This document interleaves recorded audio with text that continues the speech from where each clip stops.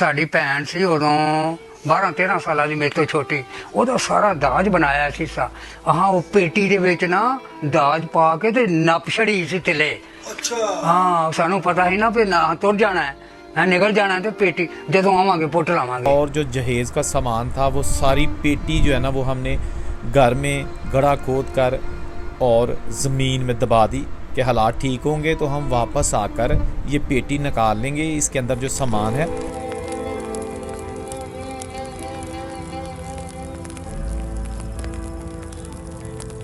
गौर से सुनिएगा दोस्तों, हमारा ताल्लुक़ एक सिख ख़ानदान से और 1947 की पार्टीशन के दौरान पाकिस्तानी पंजाब ज़िला सियालकोट की तहसील पसरूर का गांव काले की नागरा में हम रहते थे।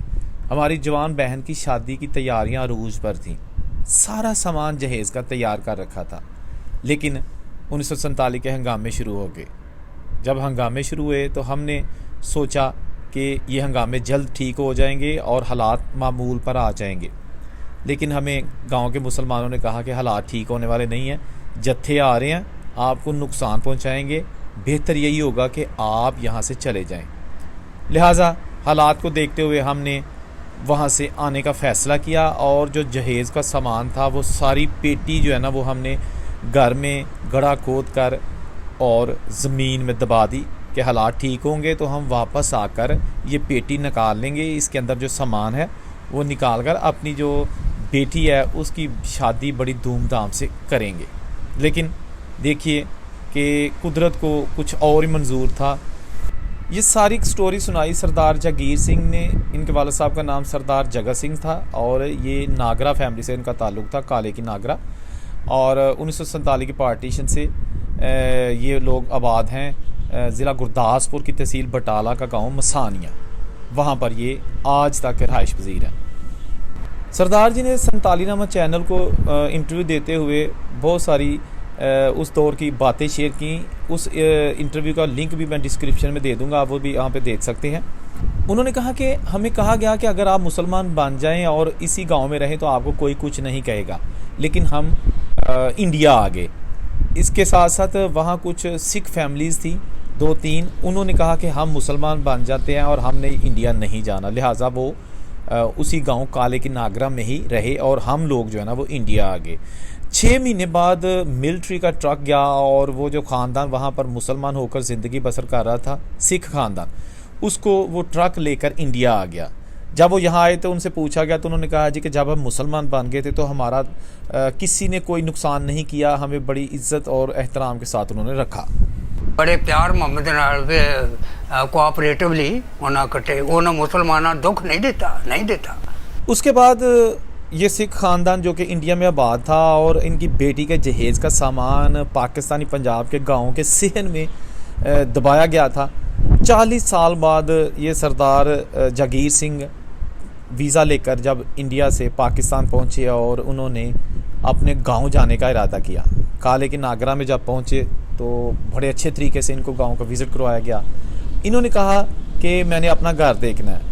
जो घर था वो एक सैयद फैमिली को अलॉट हो चुका था। जब वहाँ पर गए और सरदार जी ने कहा कि मैंने उस घर के मालिक से कहा कि इस घर में 1947 को हमने अपनी बहन के जहेज़ का सामान दबा दिया था, आपने निकाला तो नहीं? उन्होंने कहा जी नहीं, जब से हमें ये घर अलॉट हुआ था, ये जगह अलॉट हुई थी, हमने इसको कुछ नहीं किया।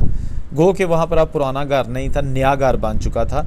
लेकिन उस मुसलमान फैमिली ने कहा कि हमने कोई यहाँ पर पेटी नहीं देखी और ना ही हमने कोई निकाली है।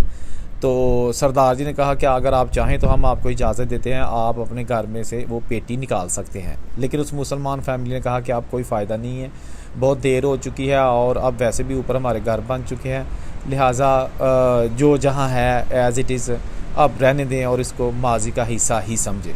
खैर वो पेटी ना निकाली जा सकी। सरदार जी अपने दोस्तों के साथ मिलकर वहाँ से बड़े खुश हुए। उनके दोस्तों के नाम जो थे वो सरदार जी ने कुछ इस तरह बताए हैं। महमूद है, फिर असलम, फिर मनीरू काना, मनीरू टिड्डड़। अच्छा, सरदार जागीर सिंह ने बड़ी यादें शेयर की और उन्होंने अपने पाकिस्तानी गाँव, पाकिस्तानी घर को याद करके बड़ी जो है ना वो एक दर्दनाक माहौल पैदा कर दिया। उन्होंने बताया कि जब 1947 की पार्टीशन हो गई तो हमारे गांव का डाकखाना बुड्ढा कराया था, यानी काले की नागरा का जो डाकखाना था वो बुड्ढा कराया था। और हमने जब गांव छोड़ा तो हम बडियाना कैंप में आ गए। बडियाना कैंप में कुछ दिन रहने के बाद फिर काफ़िला पैदल नारोवाल की तरफ चल पड़ा। बडियाना से नारोवाल का फासला तकरीबन 45 किलोमीटर है। ये लोग पैदल नारोवाल पहुँचे। वहाँ का एक गांव है चंदोवाल। बहुत सारे गैर मुस्लिम बुज़ुर्गों ने चंदोवाल गांव का जिक्र किया है क्योंकि वहाँ पर भी कैंप लगे हुए थे। ये वो वहाँ जाकर एक रात रहे। ये चंदोवाल थे यानी टिब्बा, ये बड़ा मशहूर था। बहुत सारे गैर मुस्लिम जो बुज़ुर्ग यहाँ से पाकिस्तान से इंडिया गए उन्होंने वहाँ पर इंटरव्यू देके इस चंदोवाल का जो टिब्बा है इसका जिक्र किया। यहाँ पर एक रात रहने के बाद ये लोग दरिया रावी के क्रॉस करने के बाद डेरा बाबा नानक यानी इंडिया में दाखिल हो गए। डेरा बाबा नानक पाक भारत सरहद पर जो इंडिया का एक शहर है, इसकी एक तरफ नारोवाल है और दूसरी तरफ डेरा बाबा नानक, दरमियान में दरिया रावी है। जस्सड़ और डेरा बाबा नानक का रेलवे स्टेशन था जो रावी के आर पार थे और आज भी ये स्टेशन मौजूद है। जो जस्सड़ स्टेशन नारोवाल से आगे शकरगढ़ लाइन पे है वो तो भूत बंगला बन चुका है, बिल्कुल तबाह बर्बाद हो चुका है। वहाँ पर अब 25-26 साल से कोई ट्रेन नहीं चल रही, जबकि जो डेरा बाबा नानक है वहाँ ट्रेनें चलती हैं। अमृतसर से वहाँ तक ट्रेन आती है और जाती है। जबकि ये जो जस्सड़ है इसकी ऑलरेडी मैं बहुत सारी वीडियोस बना चुका हूँ। अगर आपने वो देखनी है तो मुझे कमेंट करके बताएं, मैं आपको वो लिंक भी शेयर कर दूँगा। जस्सड़ का रेलवे स्टेशन बहुत बड़ा जंक्शन हुआ करता था। यहाँ से ट्रेन जाया करती थी नारोवाल, एक ट्रेन डेरा बाबा नानक और एक ट्रेन जाती थी शकरगढ़ चाकमरू। ये ट्रैक आज भी मौजूद है, ट्रेनें यहाँ पर नहीं चलती। पाकिस्तान में रेलवे का निज़ाम कोई ज़्यादा तरक्की नहीं कर सका बल्कि नीचे को गया है। इलेक्ट्रिक ट्रेनें चला करती थी पाकिस्तान में लाहौर से खानेवाल रेलवे स्टेशन तक, लेकिन अब वो भी अरसा दराज से बंद हो चुकी हैं। बल्कि जो खंभे थे बिजली के इलेक्ट्रिक ट्रेन के लिए वो भी उखाड़ कर कबाड़ियों ने उसको हज़म कर दिया है। खैर, बात कर रहे थे काले की नागरा की, तो काले की नागरा के बुज़ुर्गों की जो निशानियाँ थीं वो आज भी उस गांव में मौजूद हैं। गो कि अब काले की नागरा में कोई गैर मुस्लिम नहीं है। जो सिख ख़ानदान यहाँ मुसलमान बन के रहने लगा था 6 माह बाद वो भी यहाँ से चला गया। और आज लोग अपने जो पाकिस्तानी घर हैं उनको याद करके आप दीदा हो जाते हैं। पाकिस्तानी पंजाब से जो लोग इंडिया गए हैं या इंडिया से जो लोग पाकिस्तान आए हैं वो भी अपने घरों को नहीं भूले। ये नहीं कि जो सिख और हिंदू पाकिस्तान से गए हैं उनको अपने घरों की या अपनी प्रॉपर्टी की याद आती है, बल्कि यहाँ जो मुसलमान बुज़ुर्ग हैं जो जम्मू से आए थे या वो उन्होंने हिजरत करके इंडिया से यानी कि पंजाब से या दिल्ली से या जहाँ भी वो माइग्रेट करके 1947 को पाकिस्तान आए, उनसे जब बात होती है तो वो भी यही कहते हैं कि अगर हमें मौका मिले या अगर हालात ऐसे पैदा हों या अगर वही 1947 से पहले वाले दौर की ऑफ़र हो तो हम बिल्कुल अपने इंडिया में चले जाएंगे, इंडिया वाले घरों में चले जाएंगे। एंड इसी तरह अगर किसी हिंदू या सिख बुज़ुर्ग से आप पूछें तो वो भी आपको यही जवाब देगा कि हमने अपने पाकिस्तानी घरों में ही जाना है। हालात बहुत ठीक थे, प्यार मोहब्बत चाहत मिलन मिलाप सारा कुछ बड़ा ठीक था, लेकिन किसी को नज़र लग गई। ख़ास तौर पर पंजाब को नज़र लग गई, जिसको 2 टुकड़े करके एक तरफ सरहद बना दी गई और वीज़े के बगैर यहाँ पर आना जाना मना कर दिया गया। बुज़ुर्गों ने यादों को सीने में दबाकर इस दुनिया को छोड़ दिया, लेकिन अपने इलाकों को, अपने घरों को, अपनी ज़मीनों, अपने दोस्तों को नहीं भूल सके। जब भी बुज़ुर्गों से पूछे ना तो उनकी आंखों में आंसू होते हैं।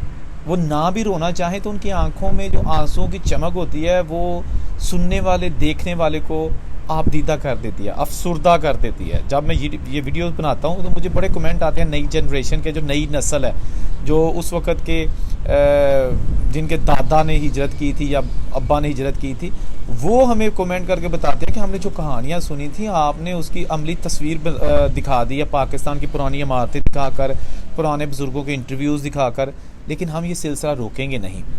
हमारे बहुत सारे पाकिस्तानी दोस्त जो पार्टीशन की स्टोरियाँ कवर कर रहे हैं, बहुत सारे इंडियन फ्रेंड्स जो कि पार्टीशंस की स्टोरियाँ कवर कर रहे हैं, मकसद सिर्फ यही है कि उन यादों को हमेशा के लिए कैमरे और वीडियो की शक्ल में महफूज कर लिया जाए, ताकि आने वाली नस्लों तक ये पैगाम पहुंचता रहे कि 1947 से पहले का माहौल कैसा था, 1947 के दौरान माहौल कैसा था जब हर तरफ लूट मार थी, और उसके बाद आज तक का माहौल कैसा है जब पाकिस्तान और इंडिया 2 अलग मुल्क बन चुके हैं और सियासतदान एक दूसरे को मिलने तक नहीं दे रहे।